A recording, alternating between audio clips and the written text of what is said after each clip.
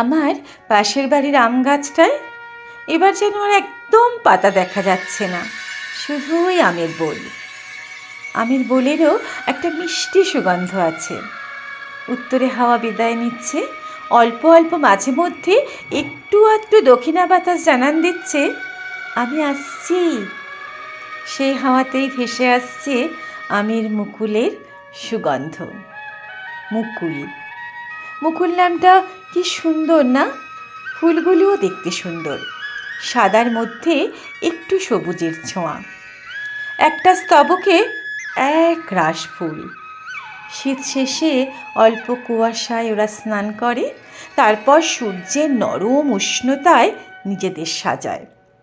নিজেদের সুগন্ধ দিকে দিকে মৌমাছিদের আহ্বান জানায়, এসো আমার কাছে, আমি এক রাশ ফুলের ডালি সাজিয়ে তোমাদের অপেক্ষায় বসে আছি। আর আমি আমার ঘরের জানালা দিয়ে দেখি, দেখতেই থাকি কি সুন্দর মৌমাছিগুলো ফুলের মাঝে মধু সংগ্রহ করে। এই মধুতে ভরে উঠবে মৌমাছির চাক।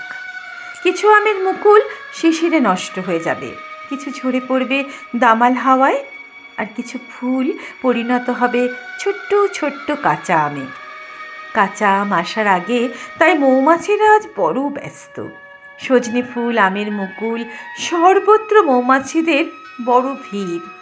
আর আমি অপেক্ষা করে আছি কষি আমের। গাছটা ভরে যাবে সবুজ আমে। আমের গল্প নিয়ে কিন্তু আজ আর নয়, অন্য দিন আসবো।